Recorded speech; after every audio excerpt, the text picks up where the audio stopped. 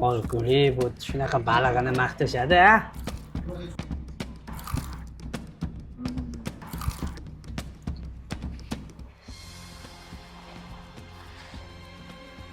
Kechirasiz.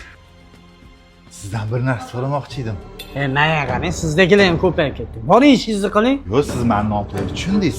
Sizni to'ppa-to'g'ri tushundim. Oki erkaksiz, ko'chaga chiqib ishlang undan ko'ra.